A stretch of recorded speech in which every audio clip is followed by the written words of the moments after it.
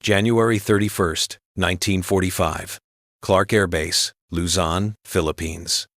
The war is nearly over, but for Major Frank McCoy, the discovery waiting on the tarmac feels like the beginning of a mystery. He steadies his camera. Before him stands a complete Japanese bomber, not wreckage, not a burned-out hulk, a perfect, untouched machine. The tropical light glints off its fuselage, long and slender, like a silver cigar. The tail number reads 763-12. To most soldiers, it's just another abandoned enemy aircraft. But McCoy commands the Technical Air Intelligence Unit, Southwest Pacific. His job is to understand the enemy, not just how they fight, but how they think. He circles the bomber slowly, 20 meters nose to tail, wings stretching 25 meters wide. 14-cylinder engines still smell faintly of oil. Everything seems intact until he opens the inspection panels on the wings. And what he finds makes his hands shake. No armor plating, no rubber compound, no fire suppression system, nothing between thousands of liters of high-octane fuel and the open air, just thin, 2mm aluminum. He leans closer, stunned. For years, American engineers have wondered how Japanese bombers could fly so far and so fast with such small engines. Now, the answer is staring him in the face, and it's horrifying. The Betty bomber, or G4M, as the Japanese call it, isn't built for survival. It's built for reach. Every ounce of protection has been stripped away in the name of range and speed. To the Allied mind, it's madness. To the Japanese, it's genius, a machine designed to meet an impossible mission profile. And yet, that same genius has already doomed thousands of men. McCoy steps back and takes another photograph. He doesn't yet realize it, but this abandoned bomber will expose the truth about Japanese air design, a truth so alien to Western thinking that it will take months for analysts to process what they're seeing. A bomber that kills, itself, the moment it's hit. A machine so efficient, it trades human life for performance.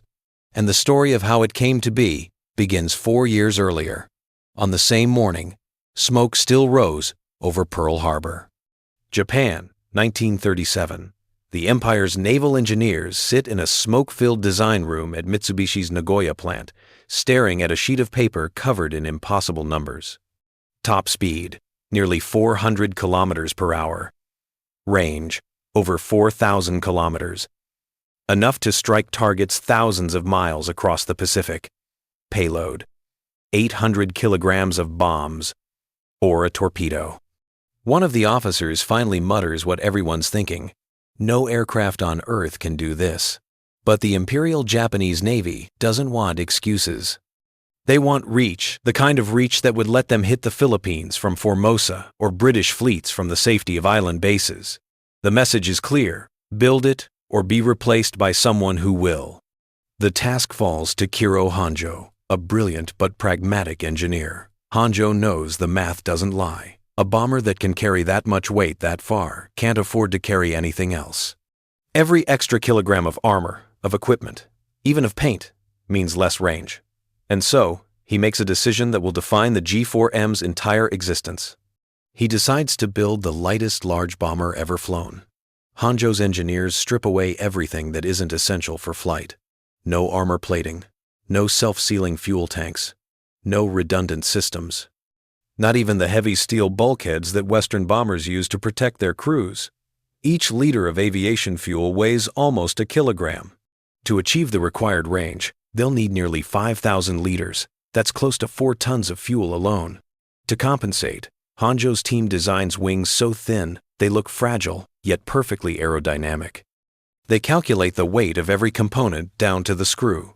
The fuselage becomes a gleaming cylinder of aluminum, lightweight, unarmored, and brutally efficient. Inside, 7 crew members will sit shoulder to shoulder in a narrow metal tube with no escape route once fire starts. It's not that Honjo doesn't care about his crews. He simply understands the reality of the order he's been given. To achieve the Navy's range demand, something must be sacrificed. And what's sacrificed is protection. The bomber that emerges later, designated the G4M Type 1 attack bomber, is a masterpiece of aeronautical calculation. When the first prototype takes off in October 1939, it stuns observers. It's faster than expected. It flies farther than any bomber on Earth. And in the clear Pacific skies, it looks untouchable. By the spring of 1941, the Betty, as Allied pilots will later nickname it, enters production. It's everything Japan wanted: sleek, modern, and capable of crossing oceans. Its official range exceeds that of the American B-17 Flying Fortress by over 2,000 kilometers.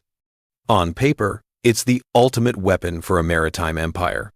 In reality, it's a flying torch waiting to be lit. But in 1941, no one in Japan sees the trap they've built. They see only promise: an aircraft that can strike without warning, then vanish into the horizon before enemy fighters can respond. They imagine waves of Bettys crippling enemy fleets, burning bases, and bringing the Pacific to its knees. And in December of that same year, the Imperial Navy finally unleashes them. As smoke rises from Pearl Harbor, the first wave of G4M bombers lifts off from Formosa. Their target? The heart of American air power in the Philippines' Clark Field. They are about to prove the concept works terrifyingly well. December 8, 1941. While the world's attention remains fixed on the burning wreckage of Pearl Harbor, another storm gathers in the Pacific skies. From airfields on Formosa, 82 G4M Betty bombers and 26 older G3M Nell bombers rise into the clouds, their course south toward the Philippines. Their target, Clark Field, the backbone of American air power in the Far East. Altitude, 20,000 feet. Payload, 636 bombs. Escort, 0 fighters ready to finish whatever the bombers leave behind. It's just after noon when the formation appears over Luzon. American radar stations catch a glimpse, but there's no time to react. At 12:35, bombs begin falling like silver rain. The first detonations tear through hangars and runways. Then come the chain reactions: fuel depots igniting, ammunition stores erupting, aircraft turning into pyres. By the time the last Betty drops its load, Clark Field is finished. 17 B-17 Flying Fortresses had been parked there that morning. 12 are now burning husks. Every P-40 Warhawk fighter on the ground is destroyed or crippled. Within 45 minutes, American air power in the Philippines has ceased to exist. Lieutenant James Harrington, one of the few pilots to survive, watches in disbelief from a trench. "They came in perfect formation," he would later write. "High, cold, untouchable. Then the fighters dropped to treetop level and tore us apart. We couldn't even get a single plane airborne. The Bettys withdraw unscathed, not one shot down." And in that moment, Japan's long-range gamble pays off spectacularly. But Clark Field is only the beginning. 2 days later, the Bettys will prove they can destroy not just airfields, but the Royal Navy itself. December 10th, 1941. A British task force, Force Z, sails off the coast of Malaya. At its center, the battleship HMS Prince of Wales and the battlecruiser HMS Repulse. Their anti-aircraft guns bristle, confident that naval armor can withstand whatever Japan throws at them. What they don't yet realize is that the enemy no longer fights on the sea. At noon, 26 Bettys approach in tight formation. Each carries a single Type 91 aerial torpedo, an 840-kilogram weapon designed to skim through shallow water and punch through steel. As the bombers dive in, British sailors watch in horror as white trails slice through the waves toward their hulls. The first torpedoes hit Repulse amidships, then Prince of Wales. Within minutes, both ships are flooding, their decks tilted at impossible angles. Machine guns hammer from the Betty's sides, strafing rescue boats. By 1:30 in the afternoon, both capital ships, pride of the Royal Navy, are gone. Over 800 sailors perish. For the first time in naval history, major warships are sunk in open water by air power alone. The age of the battleship is over, and the symbol of that revolution is the Betty bomber. Across the Pacific, the same story unfolds. From Darwin to Port Moresby, from the Dutch East Indies to the Solomons, Betty bombers strike with precision, range, and frightening regularity. They seem to appear from nowhere, hit, and vanish before Allied fighters can even climb to altitude. American pilots start calling them ghost bombers. They can hit targets 1,500 miles away, further than any Allied bomber in existence. The United States simply can't reach back, not yet. For 6 months, the Betty defines Japanese dominance in the air. It is fast, it is feared, and to the men on the receiving end of its bombs, it seems invincible. But the Betty's brilliance hides a fatal secret, one that will ignite, quite literally, when the tide turns. Because as American industry awakens and new fighters arrive, the P-38 seconds, the F-6Fs, the Corsairs, the skies will no longer be empty. And when those fighters meet the Betty head-on, Japan's miracle machine will reveal the terrible cost of its design. By the summer of 1942, the balance in the skies begins to shift. The Betty bomber, once Japan's silent blade across the Pacific, is about to meet an enemy it was never built to face. At first, the reports trickle in quietly. Formations returning with missing planes. Pilots describing sudden explosions mid-air. Then, in August, the trickle becomes a flood. August 8, 1942. 23 G4M Bettys take off from Rabaul, heading for American positions on Guadalcanal. The mission: destroy Henderson Field before the U.S. Marines can turn it into a permanent base. They fly confidently, as they always have. Their range, their discipline, their formation, perfect. But what they don't know is that a new predator waits above the island, American fighters flying F-4F Wildcats, and, soon after, the new F-4U Corsairs.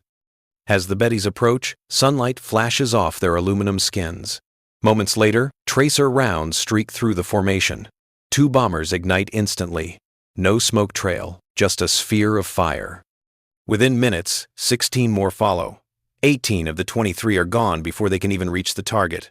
Over 100 Japanese airmen die in that single mission, the worst G4M loss of the war so far.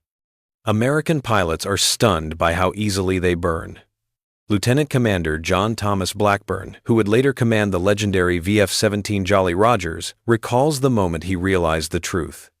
"The first time we caught them," he said, "we couldn't believe how easy they went down. Hit them anywhere, wings, fuselage, didn't matter. They just exploded." Word spreads fast. Soon, the Betty earns grim nicknames whispered across every Allied base: the Flying Cigar, the One-Shot Lighter, the Flying Zippo. Names born from watching them turn into fireballs against the blue Pacific sky. Back in Australia, Allied intelligence begins collecting wreckage from downed bombers. At Buna, engineers remove wing panels and stare in disbelief. No armor, no rubber sealant. No fire-suppressing foam. Just bare aluminum fuel tanks, sitting like landmines under the wings. Reports from the Technical Air Intelligence Unit confirm what pilots already suspect. This isn't battlefield damage, it's standard design. Not a single self-sealing tank exists in any of the Bettys examined. And that revelation stuns Western engineers. Because by 1942, every American bomber from the B-17 to the B-25 has been built with self-sealing tanks and armor protection as non-negotiable. The U.S. had learned in Europe what flammable fuel and flak can do. To Western minds, protection is essential. To the Japanese, it was expendable. The difference in philosophy is staggering. American engineers accept the weight penalty, sometimes over 1,000 pounds, because it saves crews. Japanese engineers, chasing range, stripped all of it away. The result is mathematical and catastrophic. Every time a Betty is hit in the wing, the pressurized fuel sprays into the slipstream. The slightest spark, even a tracer round, turns the bomber into a torch. A single bullet in the wrong place, and the entire aircraft is consumed in seconds. Crews rarely have time to bail out. They either come home untouched or never come home at all. Within weeks, the numbers tell the story. At Guadalcanal, Japanese bombers are being lost faster than they can be replaced. The Betty's design, once the key to Japan's early dominance, is now its death sentence. But for Japanese engineers, it's not just about numbers. It's about faith in their own design philosophy. a belief that reach, range, and initiative are worth any risk, even if that risk means the bomber itself is a suicide machine. And yet, no one back in Tokyo fully understands the scale of the disaster. They still believe the Betty can be improved, that perhaps a small modification will fix what's clearly fatal. They'll try rubber sheets under the wings, add a few armor plates, even redesign the tanks. But the truth is already written in fire. The Betty's strength and weakness are the same thing. The lighter it flies, the farther it burns. By 1943, the Japanese Navy will begin losing not just bombers, but faith in their design, in their doctrine, and in the idea that perfection on paper can survive contact with reality. If war were only poetry, you could forgive grand designs. But war obeys arithmetic, and the Betty's arithmetic was merciless. Start with fuel, 4,780 liters. That's nearly 4,000 kilograms of high-octane fuel sitting in its wings. Fuel is weight. Fuel buys range. Range buys surprise. Now, the cost. Self-sealing tanks and armor are heavy. They add hundreds of kilograms, sometimes a full half-ton. American designers accepted that penalty. They traded kilograms for lives. Protected tanks, armored cockpits, redundant systems. A B-17 or a B-25 walked away from damage that would turn a Betty into a ball of flame. Kiro Honjo and his team did the opposite. Honjo ran the numbers the Navy gave him and then ran them again. To reach a 6,000-kilometer maximum range, every gram mattered. 500 kilograms saved from protection meant hundreds of extra kilometers of range. It meant a bomber that could launch from Formosa and hit Clark Field, or from Rabaul and strike Guadalcanal. That was the operational requirement. Meet it or lose the contract. So, they stripped protection. Thin aluminum skin, around 2 millimeters thick, became the barrier between air and tens of thousands of liters of volatile fuel. Tanks were placed in the wing's center section, where structure was thickest, but also where they would most likely be hit. No rubber compound to swell and seal a puncture. No foam or suppression to stop a fire from racing through vapor-filled cells. Just air and fuel and fortunes of men. Major Frank McCoy's photograph at Clark Field is a quiet piece of evidence. He didn't need rhetoric. He opened the inspection panels and the math spoke for itself. A bomber optimized for range. A bomber optimized for one mission profile. Strike at distance. Return unmolested. The Allies ran the numbers too, but from a different starting point. If you value crew survival, you accept weight. American doctrine treated the crew as the key resource. Planes could be built by factories. Veterans could not be easily replaced. So, they armored. They sealed. They accepted a heavier empty weight. AB-17's empty weight tipped well above the Betty's, sometimes by more than 2,000 kilograms. That extra mass meant the B-17 carried less range for the same fuel, but it came home when hit. There's a brutal equation here. Add protection, gain survivability. Lose range. Remove protection, gain range. Lose survivability. Honjo chose range. Allied engineers chose survivability. And then combat put both choices to the test. When a tracer or shell struck a Betty's wing, fuel sprayed into the airstream. Air plus gasoline, vapor plus spark, equals a single violent truth. Fire. Explosion. Disintegration. Reportedly, 2 or 3 hits anywhere on the wing would often guarantee catastrophic results. The aircraft didn't burn slowly. It detonated. Crews had no time for calm checklist drills. Bail out or be consumed. Field data made the calculus even grimmer. At Guadalcanal alone, a single August mission cost Japan more than 100 trained aircrew and nearly 24 aircraft. Loss rates mounted. Production tried to keep up. Mitsubishi rolled out planes by the hundreds through 1943, but factories could not match attrition when each hit often equaled death. Japanese engineers did attempt mid-war fixes. Small rubber sheets appeared beneath wing panels around March 1940-43 on later production runs. They were thin. They were a band-aid. Speed dropped by 9 kilometers an hour. Range shrank by 315 kilometers. survivability barely budged. Later, the Model 3 introduced true self-sealing tanks, but at a devastating cost.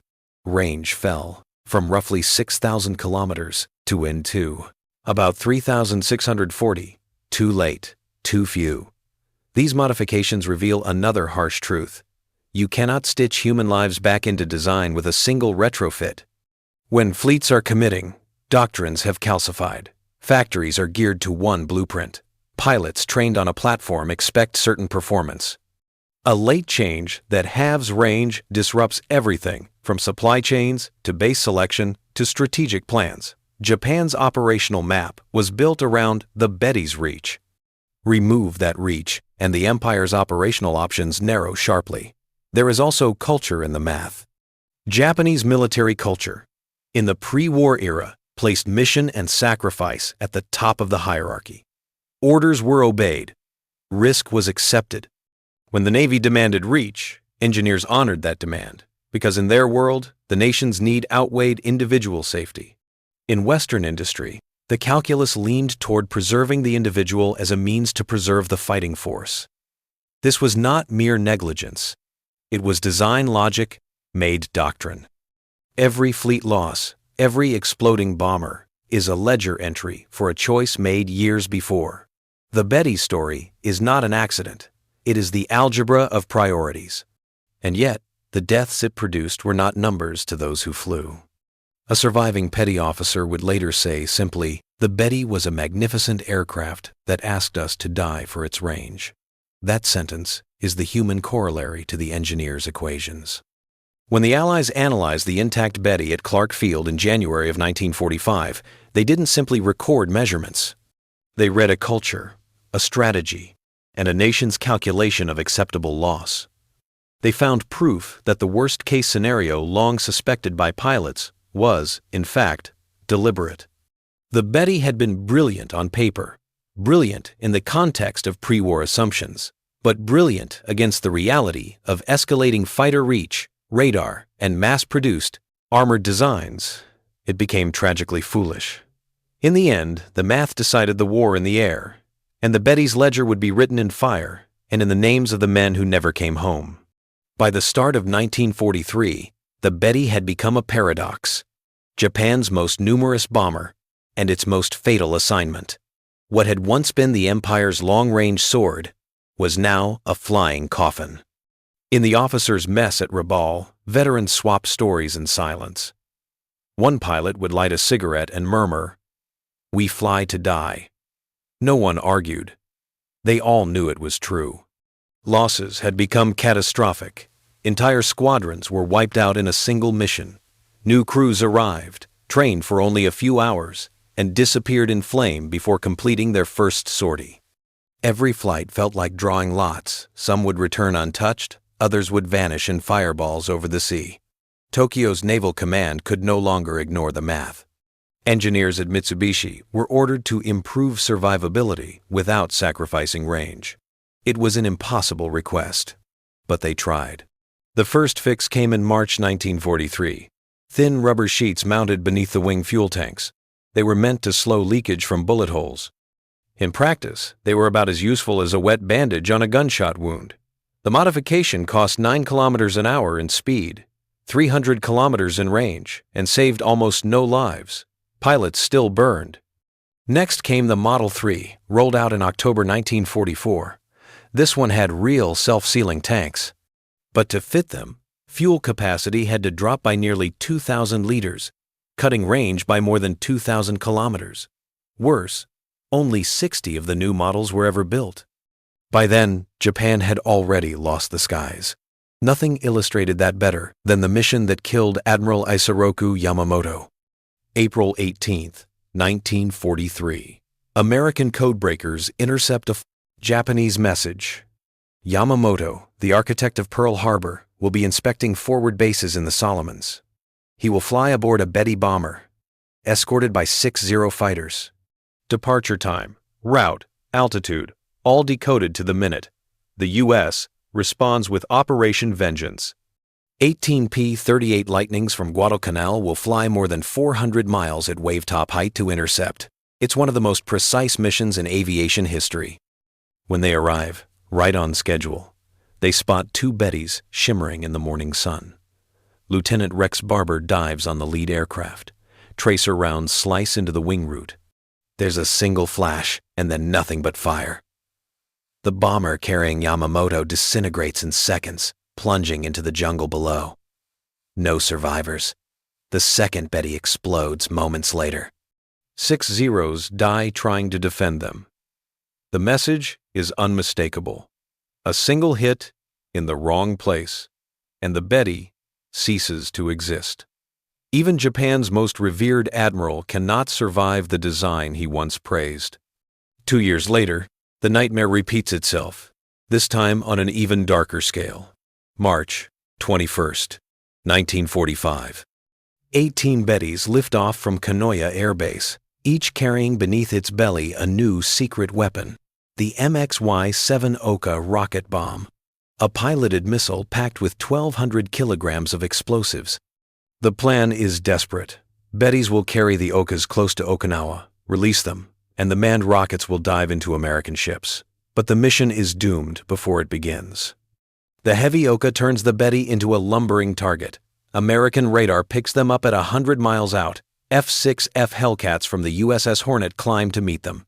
Within minutes, the sky fills with gunfire. One by one, the Bettys erupt into fire. Not a single bomber reaches release range. Not a single Ohka is launched. 137 crewmen and 15 Ohka pilots vanish beneath the waves. It is suicide by engineering. By now, even Japanese command knows the truth. The G4M's usefulness is finished. The range that once terrified the Allies has become meaningless in a war dominated by radar and fighter swarms. Speed and distance can't save a machine that explodes the moment it's touched. And yet, the story of the Betty isn't over. It has one final mission, a quiet one, and perhaps its most symbolic. August 19th, 1945. 4 days after Emperor Hirohito's radio broadcast ended the war, 2 aircraft sit waiting on a sun-bleached airstrip at Atsugi, Japan. Both are Betty bombers, but they no longer carry the colors of the rising Sunday. Their gleaming fuselages are painted pure white. Across the wings and tail, bright green crosses mark them as emissaries of peace. Each carries a small Japanese delegation under strict orders. Fly to Ieshima, meet the Americans, and arrange the surrender. For 3 years, these aircraft had symbolized Japan's reach, striking from bases across oceans, burning Allied ships and cities. Now they bear only documents and silence. The call signs are Bataan 1 and Bataan 2, a deliberate choice. They reference Bataan, the place where American forces surrendered to Japan in 1942, a gesture of bitter irony, as now it is Japan's turn to bow. The lead aircraft is a G6M transport variant, stripped of weapons and reinforced only for safety.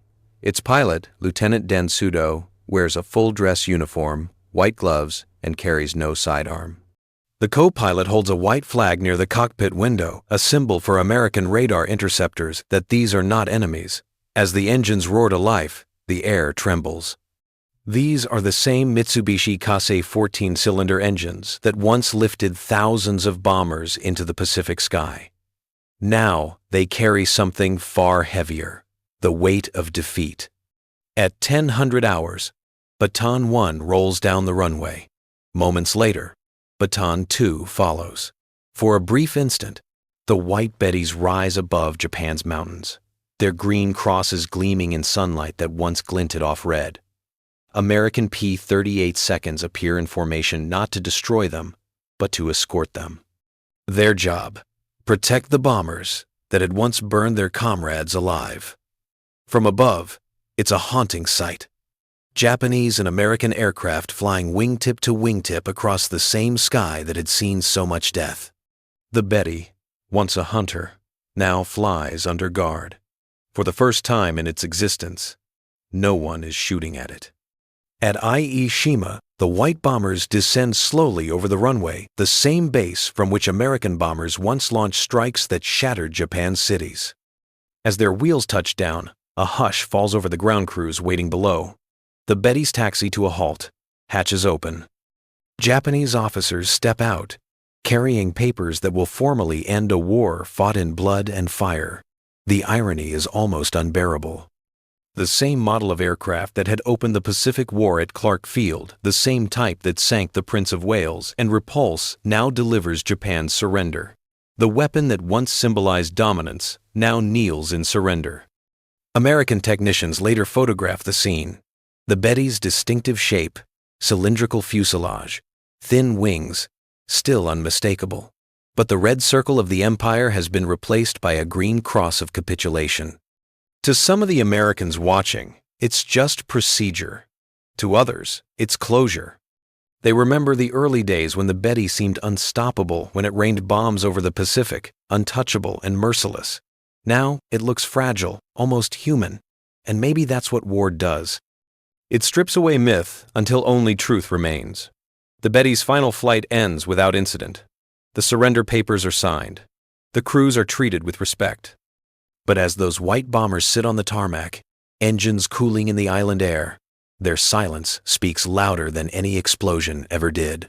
Because in their aluminum frames lies the full circle of Japan's war, a story that began with fire and ends in surrender. The aircraft that once delivered destruction now delivers peace. And for the men who built it, the engineers who believed in range over armor, and the thousands who perished inside it this moment, is the quiet reckoning of their creation. When Major Frank McCoy climbed into the wing of that abandoned bomber at Clark Field, he wasn't just examining a machine, he was staring into the soul of a nation's design philosophy and the cost of its perfection. The Mitsubishi G4M Betty was not a flawed aircraft. It did exactly what it was built to do. It flew farther, faster, and with greater efficiency than any bomber of its generation. It could strike a fleet hundreds of miles beyond enemy range and return home on fumes. It was light, sleek, elegant, a masterpiece of engineering precision, but it was also a masterpiece of misplaced faith. The Betty's designers believed that range was survival, that speed could replace armor, that surprise could replace safety, that courage could replace protection. And for a short, shining moment in 1941, they were right. The bomber that opened the war at Clark Field had everything the Empire needed: reach, power, and audacity. Yet the world changed faster than their equations could adapt. Radar, long-range fighters, mass production.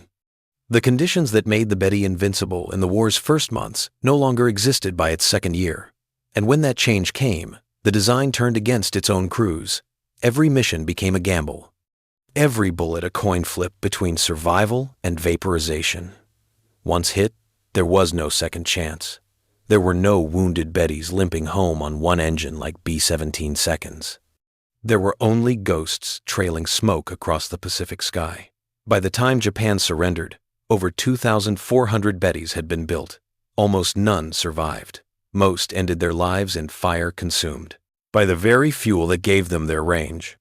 Thousands of airmen perished, not because they lacked skill or bravery, but because their machine demanded sacrifice by design.